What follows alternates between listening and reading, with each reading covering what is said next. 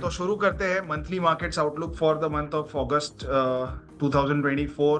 I welcome all the Rank MF and Samco partners as well as clients to this month's monthly markets insight call. Let's begin.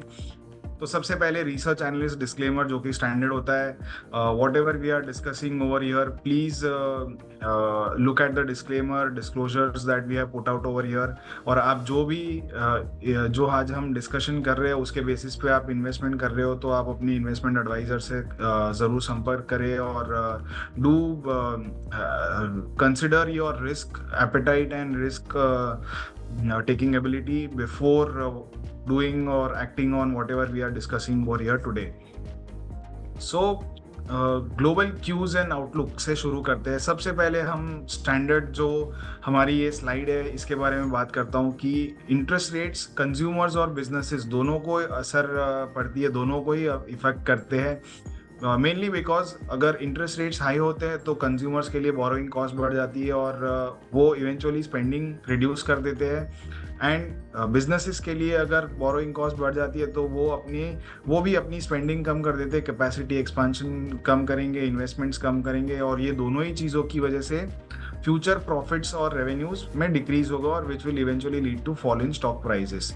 तो high interest rates are generally bad for stock markets and falling interest rates are good for the stock markets. तो हम पिछले 2-3 साल से हमने देखा था, 2 साल से हम देख रहे थे कि इंटरेस्ट रेट्स काफ़ी हाई थे. यूएस में 40 ईयर के हाई पे पहुंच गए थे इंटरेस्ट रेट्स बिकॉज इन्फ्लेशन भी बहुत ज़्यादा हाई था और उसे कंट्रोल करने के लिए इंटरेस्ट रेट्स बढ़ा दिए थे. और अब वी आर सीइंग चांसेस के सितंबर 18 में जो फेड की मीटिंग होगी वहाँ पे इंटरेस्ट रेट्स कम हो सकते हैं. सो जब इंटरेस्ट रेट्स कम होते हैं तो जो फिक्स्ड इनकम इन्वेस्टर्स है उनके लिए यील्ड्स कम हो जाती है, investor start taking more risk और eventually capital moves to safer assets like bonds and safer assets like capital moves out from safer assets and into riskier assets like stocks. और interest rates और bond yields are inversely proportional to bond prices. तो bond prices अगर गिर रहे हैं तो interest rates और bond yields बढ़ती है. So this is the standard template that we have been looking at in across all our monthly market insights call. और इसी के बाद हम शुरू करते हैं और सबसे इम्पोर्टेंट जो हमारी स्लाइड होती है वो यूएस बॉन्ड यील्ड्स की होती है, लेकिन उसके पहले हम बात करते हैं इनकी. So he is none other than US Fed chief Jerome Powell और वो सितंबर में न्यूज़ में रहने वाले.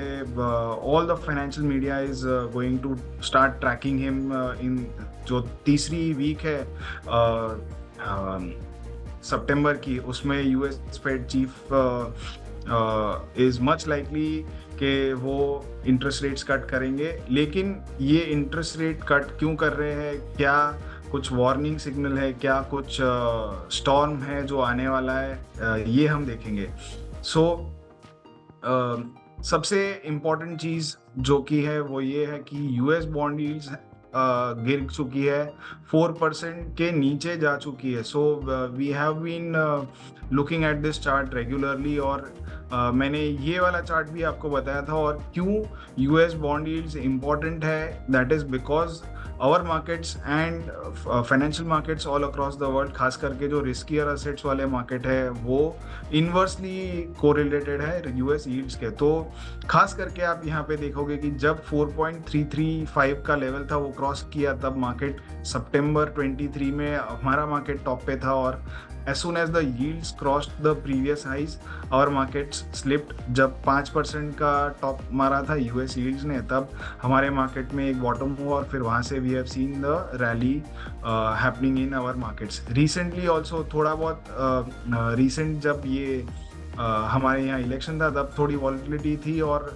तब ये कोरिलेशन थोड़ा सा ऑफ हो गया था, लेकिन एज सुन एज और रिसेंटली भी जब येन कैरी ट्रेड के ऊपर बात चली थी तो तभी भी थोड़ा हमने करेक्शन देखा था, बट अदरवाइज जैसे ही बॉन्ड यील्ड्स स्टेबलाइज हुए तब से हमने देखा है कि Indian markets have been on a winning streak. और आज इंडियन मार्केट्स में निफ्टी ने 12 दिन की लगातार एक विनिंग स्ट्रीक मारी है, और ऐसी विनिंग स्ट्रीक बहुत रेयर है। लास्ट टाइम जब ये विनिंग स्ट्रीक ऐसी हुई थी दैट वाज इन 2007, और 2007 के बाद हम सबको पता है कि क्या हुआ था। सो more on that letter.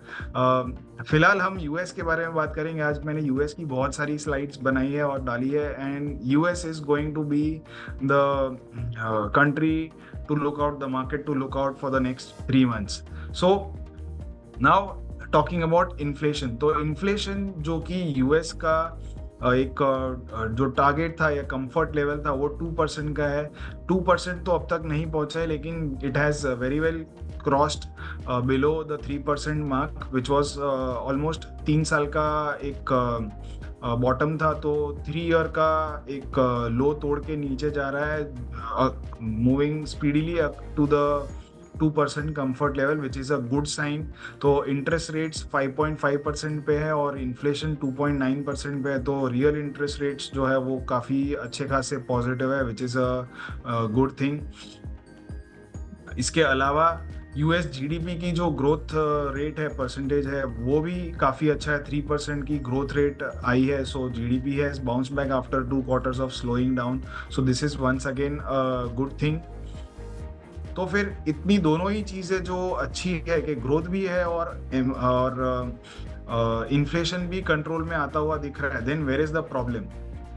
So the problem is this, it is nothing but unemployment. तो अनएम्प्लॉयमेंट जो है वो बढ़ रहा है। 4.3% अनएम्प्लॉयमेंट रेट पहुंच गया है, which is in the recent times, पिछले 2 साल में ये हाईएस्ट लेवल्स पे है। और अगर कोविड को छोड़ दे तो ये काफ़ी ज़्यादा माना जाता है। जो मीडियन अनएम्प्लॉयमेंट लेवल, जो कि हालांकि जैसे फेड का इन्फ्लेशन का एक फिक्स्ड नंबर है कि 2% इज़ अवर स्टैंडर्ड और एक्सेप्टेबल कंफर्ट जोन, वैसे अनएम्प्लॉयमेंट का कोई स्टैंडर्ड नंबर नहीं रहता। अनएम्प्लॉयमेंट के लिए ऐसा कहा जाता है कि fades target is maximum employment and controlling prices और 2% inflation या stability in prices. So 4.3% is high and it is expected कि ये और भी ज़्यादा ऊपर जा सकता है। सो एक मैंने ये यहाँ पे एक बहुत ही इंटरेस्टिंग कोरिलेशन देखा था कि जब जब इन्फ्लेशन में स्पाइक आता है तब तक हमने देखा है कि with a lag of course unemployment में भी एक शार्प अपमूव आती है। So this chart is right from 1960s। तो जब ऐसा हुआ है कि ये जो रेड लाइन है which is nothing but inflation, तो जब इन्फ्लेशन स्पाइक होता है उसके कुछ महीने बाद जो ब्लू लाइन है अनएम्प्लॉयमेंट रेट की, ये भी बढ़ जाता है। तो and it has been the case almost all the time कि जब ये रेड लाइन क्रॉस होती है, स्पाइक आता है रेड लाइन में विच इज़ द इन्फ्लेशन, और उसके थोड़े से लैग के बाद ये अनएम्प्लॉयमेंट रेट बढ़ता है। सो this is not a good thing for an economy like US. तो यहाँ पे हमने देखा था कि 2020 में कोविड के बाद सप्लाई कंसर्न्स थी और उसके बाद हमने इन्फ्लेशन में एक स्पाइक देखा था जो कि 40 ईयर के हाई पे पहुंच गया था। And unemployment is slowly starting to rise. तो इट इज़ एक्सपेक्टेड या इट इज़ वाइडली कंसर्न है कि अनएम्प्लॉयमेंट रेट बढ़ेगा और that will not be a good thing for US. Unemployment बढ़ना is like warning sign for a recession. तो recent अभी कुछ दिन पहले एक न्यूज़ आई थी कि अनएम्प्लॉयमेंट तो बढ़ ही रहा है और उसके साथ साथ जो प्रीवियसली रिपोर्टेड नंबर्स थे उसमें जो एम्प्लॉयमेंट नंबर्स थे उसमें 8,18,000 की कमी की गई है। So what was reported was more than जितना जॉब्स एक्चुअल में जनरेट हुआ है। तो this was also a bad sign के जितना नंबर हमने पहले रिपोर्ट किया था उससे कम जॉब्स ऐड की है यूएस इकॉनमी ने। इसके अलावा जैसे हम मार्केट ब्रेथ इंडिकेटर एक देखते हैं कि नंबर ऑफ स्टॉक्स अगर जो पार्टिसिपेट कर रहे हैं या जो न्यू हाई मार रहे हैं वो ज़्यादा है, इफ़ इट इज़ मोर तो it is a good sign. ठीक उसी तरीके से ये एक ब्रेथ इंडिकेटर है या ब्रेथ नंबर है, लेकिन this is about unemployment. So there are 50 states in US और 50 में से 20 स्टेट्स ऐसे हैं जिन्होंने unemployment number month on month increase हुआ है। And this number generally is an indicator, is a forward indicator of unemployment rate in the US. तो अगर ज़्यादा से ज़्यादा स्टेट्स में लोग अनएम्प्लॉयड हो रहे हैं, जो कि ये ब्लू लाइन है, it is again an indicator of key forward indicator of unemployment rate in the US which is currently around 4.3%। तो इस नंबर या इस चार्ट से भी हम ये कह सकते हैं कि शायद आगे जाते हुए अनएम्प्लॉयमेंट रेट बढ़ेगा, and that is again a sign of a recession. इसके अलावा the number of people who believe that they will be unemployed in the next 4 months has jump to 4.4%। तो 2014 से ये नंबर कलेक्ट करना चालू हुआ है, and this is the highest ever. तो जो अमेरिकन है उनको ये डर है कि they might lose their jobs in the next 4 months। और इसके अलावा 28% of the people are now looking for jobs. So because so many people are worried that they might lose or they might be unemployed in the next 4 months, they have also started looking for jobs. So again this is not a good sign. इसके अलावा US households जो income expectation है वो अपने 4 साल के lowest levels पे पहुंच गई है। सो consumers now anticipate a mere 0.8% year on year increase in their income. ये काफ़ी शार्प डिक्लाइन है। इसके अलावा over the last 50 years such a rapid drop in expectation has only been seen during the 2008 financial crisis and 2020 pandemic। तो जो हमारे पास जितना भी डेटा है उसमें हम देख सकते हैं कि सिर्फ 2008 के फाइनेंशियल क्राइसिस में इधर और 2020 के कोविड क्राइसिस में सिर्फ वहाँ पे हमने देखा था कि इतना शार्प फॉल आया था। सो यूएस हाउस होल्ड्स की इनकम एक्सपेक्टेशन गिर रही है, उनकी जो सेविंग्स है वो हिस्टोरिकल लोज पे है। सो जो पर्सनल सेविंग्स रेट है वो लोएस्ट लेवल्स पे है। Net savings as a percentage of gross national income जो कि किसी ज़माने में 10% के रेंज में हुआ करती थी बिटवीन 1950s टू 1970s, वो अब गिर के नेगेटिव जोन में पहुंच गई है। और जो पैंडमिक के बाद जो सबको $2,000 मंथली बेसिस पे मिले थे, and people had savings in their accounts, वो धीरे धीरे वाइप आउट होती गई and now they are living on credit cards. और इसीलिए जो सेविंग्स है वो अभी रेड में दिख रही है। So the consumer sentiment is poor, the personal savings are at lowest levels in many years, and that is not a good sign. So job losses, poor economic sentiment, poor savings, all these things are bad for the US housing sector. और US housing sector is one of the biggest employer in the economy। और उसके अलावा directly और indirectly US housing और कहीं भी for that matter housing as a sector anywhere on earth you see is the biggest employer. Because आप अगर एक घर खरीदते हो तो सिर्फ घर नहीं, घर के साथ साथ बहुत सारी चीज़ें भी आपको खरीदनी पड़ती है, एंड डायरेक्टली और indirectly that is a big has a big effect और a catalyst on the economy. तो घरों में जो ये पूरा इकोनॉमिक सिनेरियो बन रहा है और घर हाउसिंग सेक्टर में ये पूरा प्रॉब्लम आता हुआ दिख रहा है। सो हाउसिंग प्राइस अगर हम देखें तो they have been inflation adjusted home prices are now at record 100% higher than the long term 130-year average. So this is signs of one of the biggest bubbles के जो इन्फ्लेशन इतना बढ़ गया था और हाउसिंग प्राइसेस भी बहुत ज़्यादा बढ़ गए थे। तो करंटली जो अमेरिकन्स हैं वो अपने हाउस परचेजेस टाल रहे हैं। हाउसिंग जो एग्जिस्टिंग होम सेल्स है that has fallen to the lowest level on record. Down payment जो है अगर घर खरीदना है आपको तो वो काफ़ी ज़्यादा बढ़ गई है, 18.6% पे पहुंच गई है, which is again the highest seen in the recent times. Home payer down payment in absolute number is also at the highest level, $67,000 के करीब आ गई है. So all this is putting a dent on the American economy.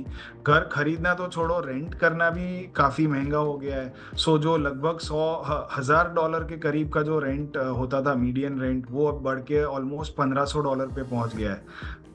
इसके अलावा, so not just America but there are signs of recession in European economies like UK as well as Germany. So all in all there are early signs of recession, early signs of economy in trouble. लेकिन ये सब early signs है, this is still yet to materialise. जैसे कि हमने देखा है कि जीडीपी ग्रोथ जो नंबर्स आई है ये 3% पे आई है. और so then the question arises के why is the stock market rallying. तो because it is still an early warning sign, और ये लोग ऐसा नहीं मान रहे कि मार्केट्स रिसेशन में जाएगा. सो ये मैंने यहाँ पे एक चार्ट डाला है, गूगल ट्रेंड्स से लिया हुआ है. रिसेशन जो कीवर्ड है वो कितने लोग सर्च कर रहे हैं, और ये हम देखते हैं कि जब जब इकॉनमी प्रॉब्लम में आती है तब तब ये वर्ल्ड वाइड जो searches for the keyword recession है वो बढ़ जाती है. सो 2007 में, 2008 में, 2020 में, 22 में जब जब ये फियर था तब तब ये सर्च टर्म बढ़ जाती है. लोग ज़्यादा से ज़्यादा इसको सर्च करते हैं. तो right now this number is और जो इंटरेस्ट है वो एकदम लोएस्ट लेवल पे है ये कीवर्ड के लिए. सो पीपल और market participants are still not thinking that a recession is coming. लेकिन ये सिर्फ अभी तक की बात है, फिलहाल ये लोग ऐसा सोच रहे हैं. सो गोइंग फॉरवर्ड अगर नंबर्स और खराब आते हैं, नंबर बिगड़ते हैं and people actually start losing their jobs, then the fear might increase.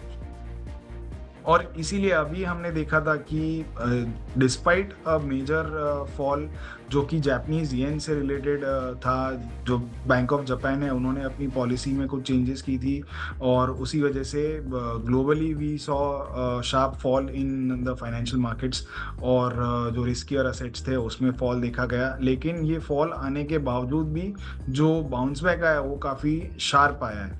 So which is what we are seeing कि despite there being early signs of recession or problems in the American economy, जो markets है वो अभी भी काफ़ी मजबूत है, अभी भी काफ़ी स्ट्रॉन्ग अप ट्रेंड में है. डिस्पाइट अ मेजर फॉल 10% से ज़्यादा का फॉल आया था, और वो फॉल काफ़ी स्ट्रॉन्गली एक पुल बैक में रिकवर भी हो गया. ऑलमोस्ट 100% रिकवरी हो ही गई है. थोड़ा सा एक कुछ पॉइंट से बचा है. We are very close to a new all time high again. और ऐसा जब जब हुआ है, so there is an indicator called as McClellan oscillator, और ये जब भी ओवरसोल्ड से ओवरबॉट पोजीशन में जब जब जाता है तो those are considered as very bullish sign. बाजार यहाँ से और ऊपर जाता है. सो that is what the market or data is showing us as of now. So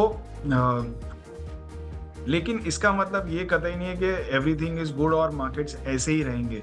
28 जून को जब मैंने मंथली इनसाइट्स की थी उसमें मैंने बताया था कि volatility is likely to rise as interest rate hikes seep in. तो ये चार्ट में मैंने क्या किया था कि जो आप ब्लू में जो ये लाइन देख रहे हो that is nothing but US की जो S&P 500 है उसकी वॉलेटिलिटी इंडेक्स, और जो पिंक वाली लाइन है this is nothing but US interest rates. लेकिन ये 2 साल 24 महीने हमने आगे इसको ऑफसेट किया है, इसको आगे लेके गए. तो बेसिक जो हाइपोथेसिस है वो ये है कि जब इंटरेस्ट रेट्स बढ़ना चालू होते हैं वो हाइक्स को एक्चुअल ग्राउंड लेवल पे आते आते टाइम लगता है, और वो 18 महीने से 2 साल का पीरियड लगता है. तो as soon as these 18 months to 24 months वाला जो पीरियड ख़त्म होता है तभी हम वॉलेटिलिटी में स्पाइक्स देखना शुरू कर दें. और एक्चुअली हमने ये देखा कि अगस्त के महीने में यही हुआ कि हमने एक वॉलेटिलिटी में काफ़ी बड़ी स्पाइक देखी, 65.73 का हाई मारा था वॉलेटिलिटी इंडेक्स ने, और फिर it eventually cooled of. So this is not the end, ये वॉलेटिलिटी हम और भी ज़्यादा आगे बढ़ती हुई देखेंगे। तो सितंबर में there is a major event, Fed की जो मीटिंग है वो होने वाली है, उसमें इट इज़ ऑलमोस्ट सर्टन के 25 बिप्स का रेट कट होगा, लेकिन फेड के चीफ जो है वो क्या बोलते हैं वो ज़्यादा मायने रखेगा। So markets will want to look out for what he saying. और जो फेड चीफ का 18 तारीख को मीटिंग है, उसके पहले there will be inflation and unemployment, दोनों के नंबर्स आएंगे।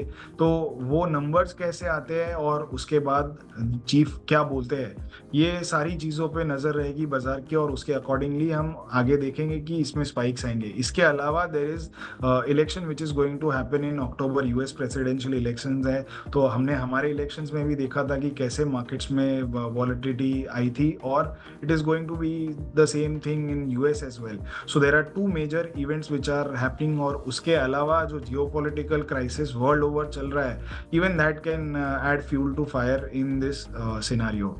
सो do keep a look out on VIX. अगर विक्स में स्पाइक आती है इंडिया या यूएस में, तो this is not a good sign for markets. फिलहाल के लिए विक्स में काफ़ी स्टेबल है और काफ़ी लोअर पॉइंट्स पे आ गया। ये मैंने जो पिछला वाला चार्ट है इसमें मैंने हाईज कंसिडर किए ये प्लॉट करने के लिए, जस्ट टू शो कि कैसे वॉलेटिलिटी बढ़ी थी ड्यूरिंग द लास्ट मंथ अगस्त में।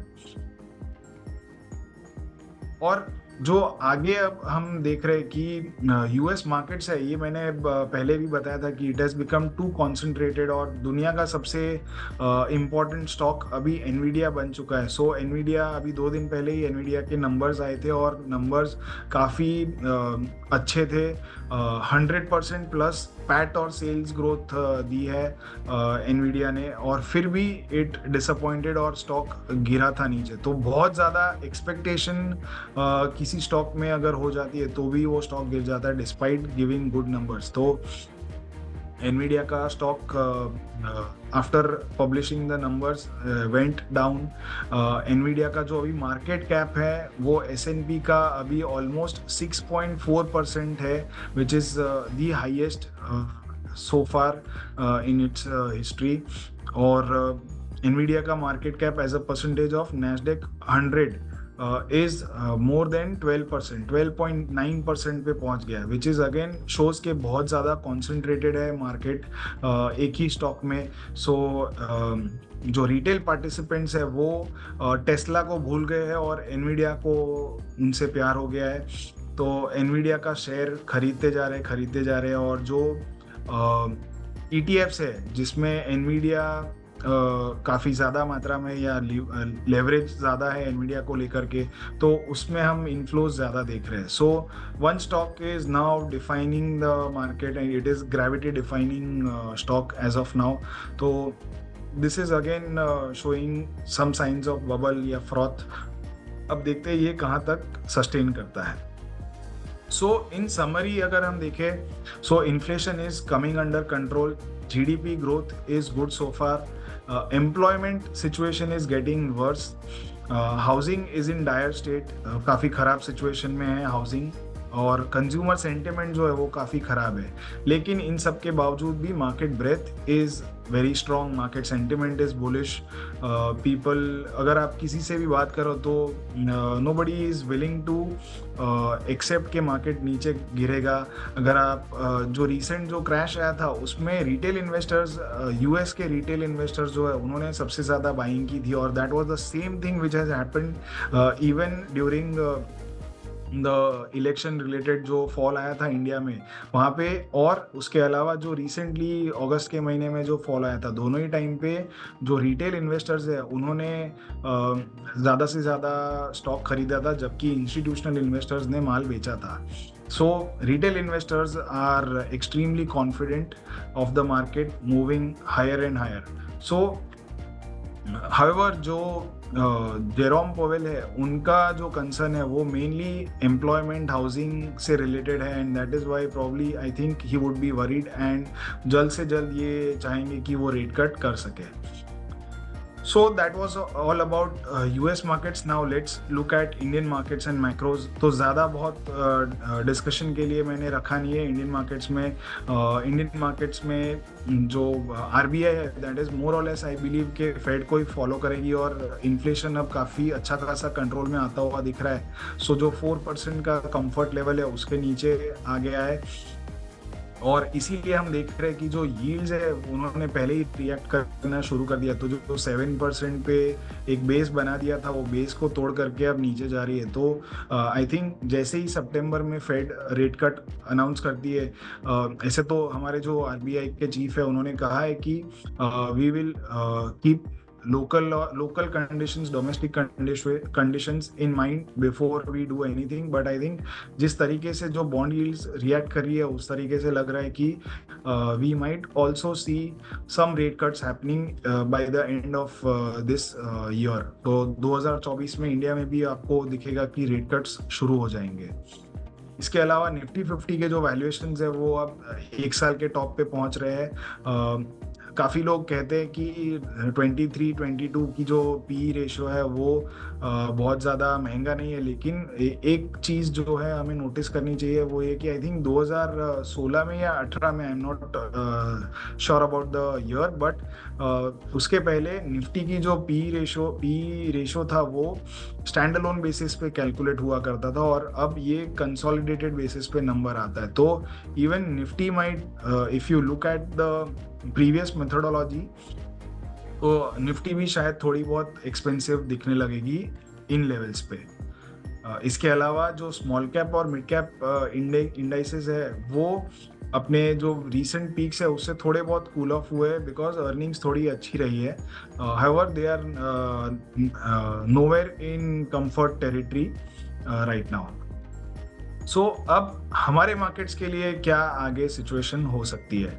सो सेंसेक्स का एक ग्रीड और फियर का साइकिल चलता है. ये चार्ट में हमेशा अपने जो ये प्रेजेंटेशन होते हैं उसमें मैं ये दिखाता हूँ कि Sensex goes through a grid and fear cycle. 8-8 साल की ग्रीड और फियर साइकिल्स होती है, और फियर साइकिल में, फियर फेज में सेंसेक्स अंडर परफॉर्म करता है, और ये फियर फेज अब शुरू हो गया है सेंसेक्स में अप्रैल 2024 से. लेकिन अब तक कुछ प्रॉब्लम हुई नहीं है. वी हैव बीन मोर और less, apart from a few bouts of volatility, Sensex has managed to move higher, and today we have also closed near to an all time high. तो जब तक 75,000 का level है वो sustain करता है, तब तक I think there is nothing to worry. लेकिन अगर if Sensex starts trading below the 75,000 mark, then there might be some cause for worry.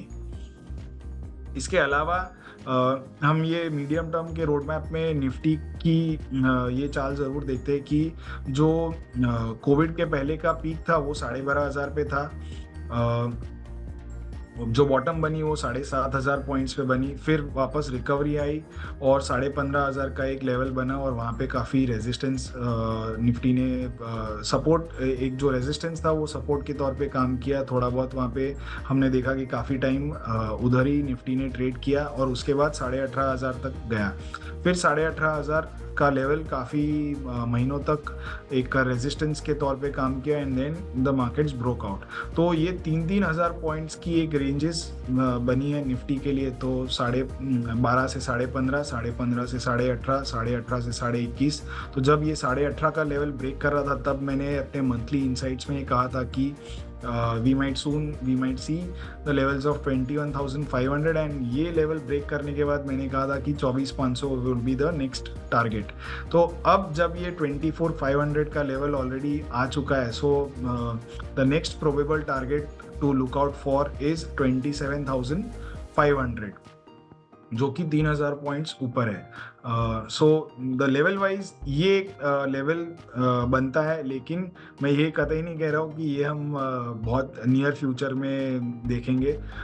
So moving forward, ये साल में हमने 41 न्यू ऑल टाइम हाइज देखे निफ्टी में, so which is again very strong indication के bulls are in complete control at least as of now. ये एक chart मैंने आपको जून में बताया था, हमने ये डिस्कस किया था कि निफ्टी में एक ये मेगाफोन जो पैटर्न कहते हैं कि एक लाउड स्पीकर जैसा एक पैटर्न है, उसमें से एक ब्रेकआउट दिया है और इसका जो टारगेट बन के आता है वो ये जो मेगाफोन या लाउड स्पीकर का जो ये परपेंडिकुलर डिस्टेंस है, तो 23,338 जो कि इलेक्शन रिजल्ट्स के एक दिन पहले का एग्जिट पोल के दिन का जो हाई था, और 21,281 जो कि इलेक्शन दिन के का लो है। ये दोनों को अगर हम माइनस करते तो 2057 पॉइंट्स का एक टारगेट निकल के आता है। ये सेम टारगेट जब हम ऐड करते हैं 23,338 में, तो हमें लेवल मिलता है 25,395 का। सो आई सेड के this is the level that we can watch out for in the short to medium term. तो 25,395 का लेवल हमने देख लिया है। सो और एक हमने ये कहा था कि that is the ultimate target और 60% ऑफ दैट वुड बी 24,572। तो ये दोनों ही टारगेट्स हमने 24,572 तो ऑलरेडी अचीव कर लिया है, काफ़ी कम टाइम में वो अचीव हो गया, और we are also very close to 25,395 now. तो सिर्फ लगभग 100-150 पॉइंट दूर हैं हम उस लेवल से। और अगर हम देखें तो RSI भी कंफर्टेबल जोन में अभी फिलहाल है। However, ये लेवल अगर आ जाता है तो I think we should be we have already seen a sharp rally. तो जैसे कि मैंने कहा था कि निफ्टी में ये 12 दिन का लगातार अप ट्रेंड हमने देखा है, और ये काफ़ी रेयर है। 2007 के बाद ये पहली बार ऐसा हुआ है कि 12 दिन लगातार निफ्टी कंजिक्यूटिव हाई पर हाई बनाती जा रही है, विच इज़ एक्सट्रीमली रेयर। और ये जब हुआ है उसके बाद हमने देखा है कि 1 मंथ, 2 मंथ और 3 मंथ फॉरवर्ड रिटर्न निफ्टी में हमेशा नेगेटिव मिलते हैं, एवरेज रिटर्न्स हमेशा नेगेटिव देखे गए हैं। So going forward we should be cautious. हमने काफ़ी अच्छी खासी एक रैली देख ली है, सो बहुत ज़्यादा लेवरेज यहाँ पे ऐड करने का ज़रूरत नहीं है। एक ये लेवल जो है 25,395 या 400 का लेवल मान के चलिए, तो we should see how the markets are reacting around these levels. तो 25,400 से 25,500 का एक जोन है, वो इम्पॉर्टेंट जोन बन जाएगा। और आगे 18 सितंबर को जैसे एक बड़ा इवेंट आने वाला, आई थिंक कि शायद फाइनेंशियल मार्केट्स के लिए रीसेंट टाइम में इससे बड़ा इवेंट कोई और नहीं हो सकता। सो डोंट ऐड लेवरेज और बहुत ज़्यादा बुलिश होने की ज़रूरत नहीं है। Stay cautious and look at what the markets are doing. So इस एनवायरनमेंट में अगर हम देखें, सितंबर is the most bearish month for Nifty. तो पिछले 10 साल में जितने भी सितंबर के मंथ्स रहे हैं, तो 10 में से हमने देखा है कि सिर्फ 4 बार पॉजिटिव क्लोजिंग दी है, 6 बार सितंबर मंथ में निफ्टी की नेगेटिव क्लोजिंग रही है, और टोटल 10 साल का जो एवरेज रिटर्न है वो -0.6% है। तो 12 महीने में सिर्फ हमने 2 महीने ऐसे देखे, एक है फरवरी का और दूसरा है सितंबर का, जहां हमने पिछले 10 साल में नेगेटिव रिटर्न्स मिले हैं ऑन एन एवरेज बेसिस, और उसमें ये एक सितंबर का मंथ है। So after a sharp rally we are seeing के सीजनलिटी वाइज एक नेगेटिव सिनेरियो बन रहा है, plus there is a major event also which is likely to happen. So one should stay cautious. Market breath जो है वो काफ़ी healthy है। Most of the stocks are trading about their short, medium and long term moving averages, which is a sign of good participation, healthy sign है। So nothing to worry about over there. जो option chain है, कल ही हमने expiry होते हुए देखी, तो expiry के बाद हमने अभी जो सितंबर मंथ के जो ऑप्शन चेन है उसमें सपोर्ट बनता हुआ दिख रहा है 25,000 के लेवल्स पे। मैक्सिमम पुट राइटिंग जो हुई है वो उसी लेवल पे हुई है, और ऊपर के साइड पे बहुत ज़्यादा स्ट्रॉन्ग रेजिस्टेंस फिलहाल नहीं दिख रहा है। 25,500 पे राइटिंग है और 26,000 के लेवल्स पे। तो for the month 25,000 is a very strong support. जब तक 25,000 के ऊपर बाजार रहता है आई थिंक तब तक कुछ बहुत ज़्यादा वरी की साइन नहीं है, लेकिन if we fall below that level तो ट्रेडर्स को कॉशियस हो जाना चाहिए और शॉर्ट साइड पे ट्रेड्स लेना शुरू कर देना चाहिए और या एटलीस्ट हेज्ड पोजीशंस रखनी चाहिए।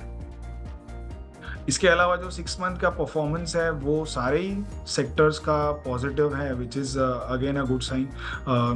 हमारा जो अभी फ़िलहाल के लिए जो फेवरेट सेक्टर है दैट इज़ हेल्थ केयर या फार्मा। सो वी बिलीव के फार्मा स्टॉक्स के लिए यहाँ से और काफ़ी बड़ी upside for the next 2-3 years बाकी है और आगे हम देखेंगे कि क्यों मुझे ऐसा ये लग रहा है। इसके अलावा जो 1 मंथ परफॉर्मेंस है वो उसमें pharma sector has done really well and I believe कि ये जो मोमेंटम है शॉर्ट टर्म और लॉन्ग टर्म दोनों ही मोमेंटम फेवर करेगा और pharma stock should continue to do well from here. और पिछली जो हमारी ये मंथली इनसाइट्स की मीटिंग हुई थी उसमें भी मैंने कहा था कि कैपिटल गुड्स और रियल्टी ये दो सेक्टर है जो कि बहुत ज़्यादा फ्रॉथी या ओवर बॉट जोन में पहुंच गए और उससे हमें दूर रहना चाहिए। और हमने देखा कि जो ये डिफेंस और कैपिटल गुड्स वाली जो कंपनीज है उसमें थोड़ा बहुत हमने अभी करेक्शन देखा है, बहुत ज़्यादा शार्प फॉल नहीं देखा है, लेकिन this is likely to happen कि ये कैपिटल गुड्स वाले जो स्टॉक्स है वो कंसोलिडेशन फेज में चले जाएंगे और वो अप ट्रेंड में पार्टिसिपेट इतना नहीं करेंगे। तो अब हम बात करते हैं मेल्टडाउन की। तो जैसे कि मैंने बताया कि we are in 8 year long fear phase. तो फेयर फेज में चांसेस है कि हम एक आध करेक्शन बड़ा वाला देखेंगे, तो उसके लिए हमें कैसे प्रिपेयर करना चाहिए।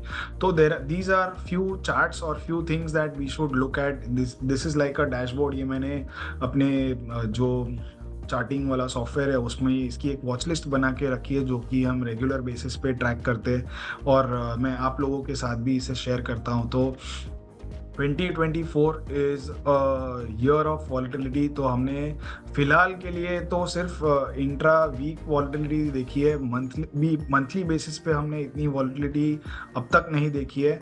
हाउएवर जो प्रीवियस लीप ईयर्स थे उसमें हमने देखा है कि हर बार ये जो रेड में जो कैंडल्स और ये जो मार्किंग्स है these are for leap years और लीप ईयर में बहुत बड़े बड़े आइदर ड्रॉप्स या काफ़ी शार्प वॉलेटिलिटी हम बाज़ार में देखते हैं। इसके अलावा इंडिया विक्स में एक शार्प रैली आएगी if there is a meltdown, अगर मार्केट्स गिरता है तो 30 is the level to watch out for on India VIX. तो ये हमने जो जून में इलेक्शन के रिजल्ट्स आए थे तब हमने ये देखा था कि टेम्पररी बेसिस पे ये ब्रीच हुआ था, लेकिन फिर बाजार वापस से इस लेवल के नीचे आ गया और अभी it is at a comfortable zone. So ये एक चीज़ होगी। इसके अलावा large caps outperform small caps.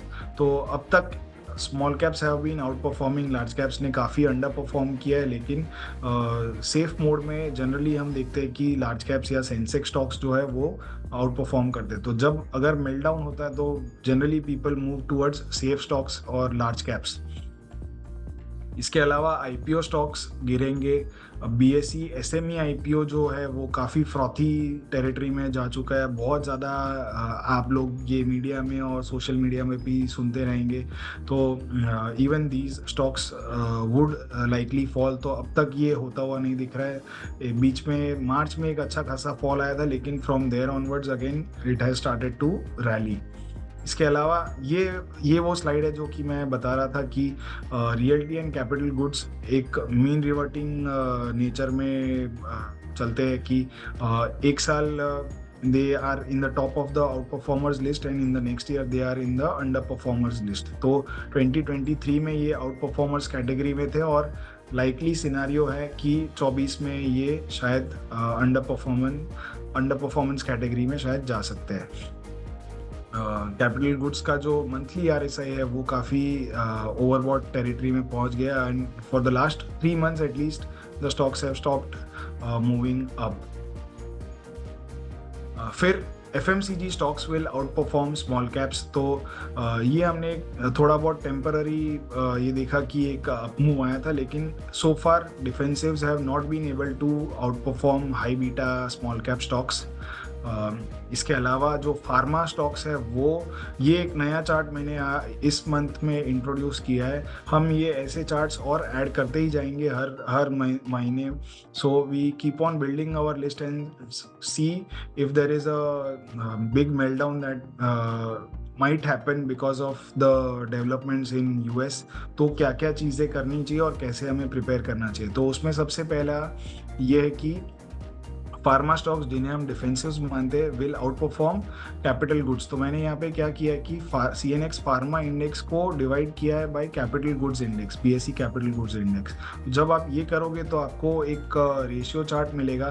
तो फॉलिंग रेशियो चार्ट और फॉलिंग चार्ट मीन्स के फार्मा स्टॉक्स अंडर परफॉर्म कर रहे हैं और राइजिंग मीन्स के कैपिटल गुड्स आउट परफॉर्म कर रहे हैं। तो 2000 सॉरी मैंने ये उल्टा कह दिया। जो फॉलिंग लाइन है मतलब कि pharma stocks are underperforming, हमने न्यूमरेटर में फार्मा रखा है, तो pharma stocks are underperforming when this line is falling and when it is rising का मतलब है कि pharma stocks are outperforming. तो 2007 में हमने देखा कि ये लाइन गिरना बंद हो गई और यहाँ से काफ़ी अच्छी खासी तेज़ी हमने देखी, जिसका मतलब है कि pharma stocks out performed capital goods. तो 2007 में बाजार जो सेंसेक्स है वो टॉप आउट हुआ था।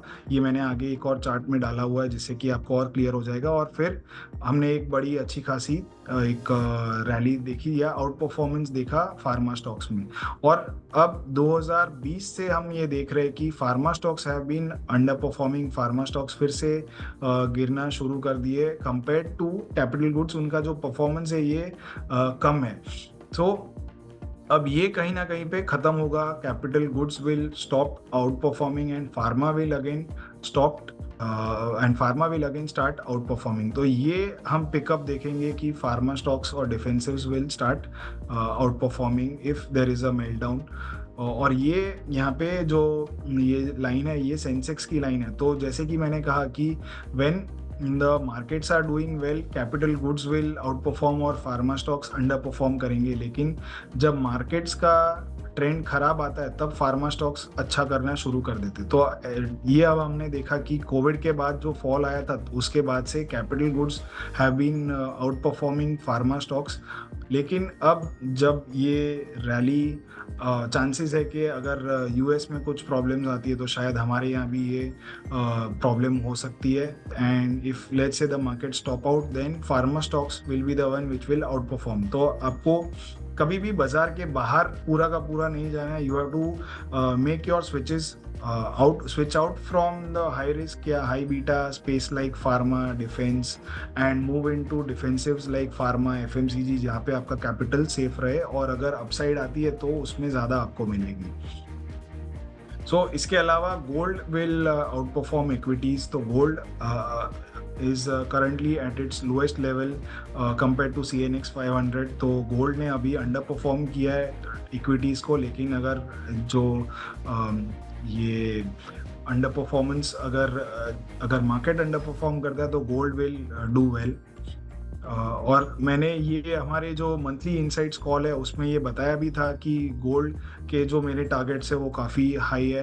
और ये हमने होता हुआ भी देखा है कि gold has moved according to my expectations. और ऊपर के साइड में मेरे जो लेवल्स है वो 2668 का लेवल है and beyond that also we are expecting कि गोल्ड कंटिन्यू करेगा रैली करना ओवर द नेक्स्ट 3-4 ईयर्स।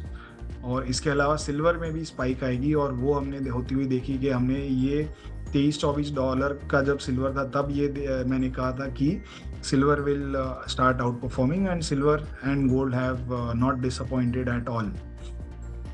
और जो MCX या इंडियन रूपी टर्म्स में भी सिल्वर एक अच्छी खासी अप ट्रेंड में। सिल्वर में भी एक ग्रीड और फियर साइकिल हम देखते हैं और हर ग्रीड साइकिल में हमने देखा है कि silver generally tends to do well and more than 100% returns greed phase में देते हैं। और अभी भी ये सिल्वर ग्रीड फेज में है। दिसंबर 22 में आया था और लगभग अप्रैल 25 तक ये ग्रीड फेज में रहेगा। तो we will see silver performing well during this period. So all this is what we are expecting if there is a meltdown in the markets and इसी तरीके से आपको प्रिपेयर करना है if we see के VIX अगर 30 के ऊपर जा रहा है, बाजार में अगर हम 10 से 15% का फॉल देख रहे हैं ऑल टाइम हाई से, तो it is time to start taking your risky bets off the table, और आपको ये जो सेफ बेट्स है, सेफ असेट क्लासेस है, जैसे डिफेंसिव्स, गोल्ड, इन सब में शिफ्ट करना शुरू कर देना चाहिए. So I think that's all for this monthly market insights call. I'll be happy to take questions now. So we have started getting questions now. Mr. M. Sivakrishna has asked this question. Sir, I am new to market. And I want to invest 5 lakh rupees. Please suggest ETFs, MFs. Please suggest me how to diversify my portfolio. So very good question कि जब market का अगर मान लीजिए अपना view बहुत ज़्यादा bullish नहीं है, या एक इतनी अच्छी खासी रैली हमने पिछले 3-4 साल में कोविड के बाद से देखी है, तो अगर जो नए इन्वेस्टर्स आ रहे हैं उन्हें कैसे पैसे लगाना चाहिए. So it is a good thing that you are not asking about options trading and you are asking about ETFs और MFs. तो आई थिंक कि आपका जो पोर्टफोलियो है वो एक डाइवर्सिफाइड पोर्टफोलियो होना चाहिए, जिसमें गोल्ड एक अच्छा खासा प्रोपोर्शन होना चाहिए गोल्ड का. And if you are looking at mutual funds, तो म्यूचुअल फंड्स में जो हाइब्रिड फंड्स होते हैं, I think those are the best. कि जो इक्विटी मार्केट्स की जो अप ट्रेंड है उसका भी बेनिफिट लेंगे, और in case if the tide turns, if the market falls, तो they can quickly switch over to debt in their portfolio. तो आपको अपसाइड का भी बेनिफिट मिलेगा, और अगर जस्ट इन केस अगर डाउनसाइड आती है तो आपको खुद से बहुत ज़्यादा स्विच आउट करने की ज़रूरत नहीं पड़ेगी. The fund will manage the risk for you. So these are some of the things that you could do. इसके अलावा अगर आपको सेक्टोरल एक्सपोजर लेना है, तो जैसे कि मैंने बताया कि FMCG और pharma is also something that one can look out for. और एक चीज़ जो कि नए इन्वेस्टर्स बहुत बड़ी गलती कर देते हैं, कि जो रीसेंट परफॉर्मेंस है तो उन सेक्टर्स या उन स्टॉक्स में इन्वेस्ट करते हैं. सो ये स्ट्रैटेजी जब मार्केट का एक बुल मार्केट है, ये जो अप ट्रेंड फ्रेश होती है, तब ये स्ट्रैटेजी चल जाती है. But when we are at the fag end और at the in a ripe bull market, तो उस वक्त ये स्ट्रैटेजी नहीं करती काम, और तभी हमें थोड़ा अलग सोचना पड़ता है. तो तभी जो सेक्टर्स ने अंडर परफॉर्म किया है, या फिर जो एक डिफेंसिव्स है, वैसे स्पेसेस में आपको आपका पैसा लगाना चाहिए. I think this is how you can build your portfolio, and again you can discuss this in detail with your advisor, with your relationship manager, and he can guide you in a much better way. So Anil Pawar ji पूछ रहे कि can I get the recorded video? So we publish the videos on YouTube. तो आपको YouTube की playlist Samco securities की YouTube channel है, उस पर मिल जाएगी. आपको पुराने जो हमारे मंथली इनसाइट्स कॉल हुआ है वो भी आप देख सकते हो, और ये वाला प्रोबेबली नेक्स्ट वीक में मंडे या ट्यूसडे तक पब्लिश हो जाएगा. So again I think Shiva Krishna ji ने बहुत सारे सिमिलर सवाल पूछे. आई थिंक मैंने सबका एक कंसोलिडेटेड आंसर इसमें दे दिया है. Again which big event will happen in September, Pritam ji पूछ रहे. तो जैसे कि मैंने बताया कि एक तो इवेंट है इज US फेड का जो मीटिंग है, एंड इट इज़ एक्सपेक्टेड कि फेड विल पिवट, एंड जो इंटरेस्ट रेट्स बढ़ाए थे और बढ़ाने के बाद उन्होंने फ्लैट रखे काफ़ी लंबे समय तक, उसे अब गिरना है. They will start cutting interest rates, which is ideally हम देखा जाए तो इंटरेस्ट रेट्स तभी किए जाते या तभी गिरते हैं कि जब इकोनॉमी में कोई प्रॉब्लम होती है. तो 2000 में जो .com बबल वगैरह हुआ तभी कट हुआ था इंटरेस्ट रेट. फिर 2007-8 में भी जब US इकोनॉमी रिसेशन में गई थी तब कट हुआ था, और फिर 2020 में कोविड के दौरान कट हुआ था. तो आगे जाके ऐसा माना जाता है कि शायद आगे कुछ प्रॉब्लम्स आएगी जिसकी वजह से रेट कट्स होंगे. महेश सावलिया जी पूछ रहे कि I have joined late, can I get the recording. तो जैसे कि मैंने बताया कि the recordings are published on YouTube in the next few days, तो you can get it over there. So which sectors will be considered as defensive? Is it good time to encash Nifty 50, Next 50 and Bank Nifty ETFs now? So I think defensives में FMCG आता है, pharma आता है, and to an extent IT भी गिना जाता है, लेकिन IT, हमारा जो IT सेक्टर है वो ज़्यादातर लिंक्ड है विथ US, और US इकॉनमी अगर रिसेशन में जाएगी तो even our IT sector will not do well. तो जनरली जो डोमेस्टिक सेक्टर्स है जिनका बाहर की दुनिया से बहुत ज़्यादा लेना देना नहीं है, या फिर जिस सेक्टर के प्रोडक्ट्स की डिमांड इन इलास्टिक है, मतलब कि जो मुझे लेनी ही पड़ेगी, तो दवाइयाँ हैं जो मुझे लेनी ही पड़ेगी, I can not hold back my spending on medicines. अगर मुझे कुछ बीमारी है तो मुझे दवाई लेनी ही पड़ेगी। जो मैं FMCG प्रोडक्ट्स है जो डेली यूज़ में कंज्यूम करता हूँ, साबुन, टूथपेस्ट, खाना पीना, ये सारी चीज़ें मैं कंज्यूम करूँगा ही।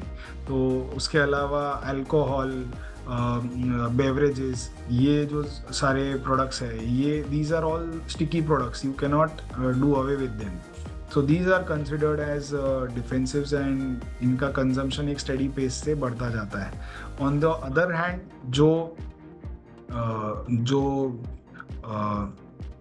बहुत ही ज़्यादा डिस्क्रिशनरी स्पेंडिंग वाले जो प्रोडक्ट्स है उनमें प्रॉब्लम्स आती है। उसमें हम देखते हैं कि अगर if one loses his job then he might spend on the discretionary spending, वो कम कर देंगे, तो वैसे प्रोडक्ट्स अवॉइड करने चाहिए।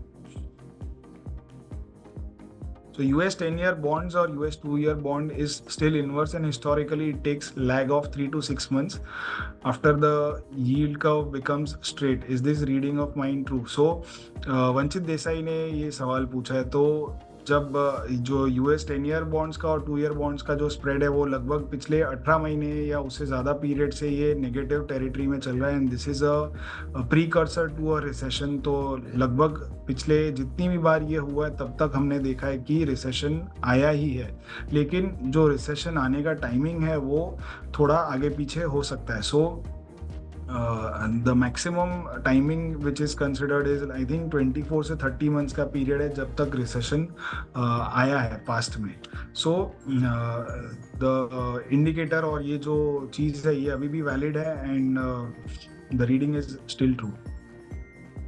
View on so many NFOs in index funds, avoid or go for those funds. So प्रीतम जी ये सवाल पूछ रहे कि बहुत सारे NFOs आ रहे हैं आज की तारीख में। So I think it is overwhelming. Mutual funds आए थे टू सॉल्व इन्वेस्टर्स प्रॉब्लम के। बहुत सारे स्टॉक्स है और इतने सारे स्टॉक्स में से कुछ एक पोर्टफोलियो कैसे बनाए या कैसे चुने, इसीलिए म्यूचुअल फंड्स आए थे ताकि एक प्रोफेशनल उसे मैनेज करे। लेकिन अभी म्यूचुअल फंड इंडस्ट्री भी जैसे जैसे बढ़ रही है वैसे वैसे फंड हाउसेस बढ़ रहे हैं और स्कीम्स भी बढ़ रही है। So it becomes difficult. I think कि इसका कोई स्ट्रेट फॉरवर्ड आंसर नहीं है। आई थिंक मोर और less I think 3 or 4 funds are more than enough for you. अगर डाइवर्सिफाइड फंड्स है, डाइवर्सिफाइड फंड्स मतलब कि आपने एक फंड अगर मान लीजिए फ्लेक्सी कैप लिया है किसी एक AMC का, तो दूसरा फंड भी आप फ्लेक्सी कैप नहीं लेंगे, क्योंकि मोर और लेस दोनों में जो स्टॉक्स आएंगे वो सेम ही आएंगे। तो आपको अलग अलग कैटेगरी या अलग अलग स्कीम, अलग अलग टाइप के फंड्स आपको लेने चाहिए depending on the condition that we are seeing. So there is no simple answer के इतने सारे फंड्स में से कौन सा फंड ले। But yes, rank MF is one tool that we have made. कि रैंक MF में आप सीधी तरीके से आप देख सकते हो कि कौन से फंड्स अभी बेस्ट है, और उसके हिसाब से आप अपने इन्वेस्टमेंट कर सकते हो। सो एक इंटरेस्टिंग सवाल पूछा है प्रशांत कुमार जी ने कि I want to know that the market crashed in the month of October last year, then is it possible that it may fall this year also? What should we do now for the long term? But there is also a rate cut in the month of September. What would be the right thing to do in the month of October? So I wish I had a crystal ball to gaze all these things and what will happen going forward. लेकिन आपके तरह मैं भी मुझे भी नहीं पता, certainty के साथ कोई भी कुछ नहीं कह सकता कि मार्केट एग्जैक्टली क्या करेगा, कब टॉप होगा या कब बॉटम होगा. So we have to take calculated guesses. और जैसे कि मैंने बताया, ये पूरे प्रेजेंटेशन में मैंने बताया कि US economy is seems to be getting into a trouble. However, market is not yet realized it. जो rate cuts expected है, उससे ये लोगों को लग रहा है कि it is a good thing. लेकिन रेट कट्स जनरली तभी आते हैं कि जब कुछ प्रॉब्लम्स होती है. तो वो प्रॉब्लम यूएस फेड चीफ ने देख ली है और उसी को डील करने के लिए, अनएम्प्लॉयमेंट की जो प्रॉब्लम है उसी को डील करने के लिए they are starting to cut rates. But will it be enough? तो यहाँ पे एक कंसेप्ट आता है कि सॉफ्ट लैंडिंग या हार्ड लैंडिंग. तो सॉफ्ट लैंडिंग ये है कि जहाँ सब कुछ ईजीली हो जाता है, इंटरेस्ट रेट्स भी कट हो जाते हैं और मार्केट्स भी बहुत ज़्यादा नेगेटिवली रिएक्ट नहीं करता है, and we continue to move as usual. छोटा मोटा एक करेक्शन आ जाएगा लेकिन मेजर क्रैश नहीं आता है. तो फिलहाल मार्केट की ये एक्सपेक्टेशन है कि there will be a soft landing. But I think मेरा जो पर्सनल ओपिनियन है कि सॉफ्ट लैंडिंग शायद नहीं होगी and there might be some or the other trouble. तो ये ट्रबल कहाँ से आएगी, क्यों आएगी, किस वजह से, क्या होगा, ये एंटिसिपेट करना बहुत ही ज़्यादा मुश्किल है. बट और इसीलिए we take a portfolio based approach कि हम कंप्लीटली बाजार के बाहर, सब बेच बाज के बाहर नहीं चले जाना है. That is not right thing to do, because you never know. एक बहुत ही अच्छी कहावत है कि मेजॉरिटी ऑफ द जो पैसा नहीं बना है या markets, majority of the, I don't remember it exactly, but जब बहुत ज़्यादा वेट करते हो आपके बाजार गिरेगा और गिरता ही नहीं है, तो majority of the losses are, majority of the opportunity is lost by waiting for a correction. तो don't wait for a correction, but switch your portfolios, switch your stocks and move them into safer categories. तो अगर fall भी आएगा तो बहुत ज़्यादा नहीं आएगा. सो अगर मार्केट्स में फॉल आता है या क्रैश आता है तो फार्मा में भी गिरेगा ही, लेकिन pharma will fall less. So that is how you have to play this entire thing. Right now is not the time to take additional risk. It is time to reduce your risk. So reduce the leverage. If you are there into high risk, high beta stocks, then switch out, book profits from them and move into safer stocks. So do you think that we can invest lump sum amount in pharma funds right now? Yes, I think कि जैसे कि मैंने बताया कि pharma is in a good space. Pharma is in a good place to be. Pharma sector में जैसे कि मैंने बताया कि apart from being a defensive, it has underperformed capital goods, which has been outperforming for the last 3-4 years.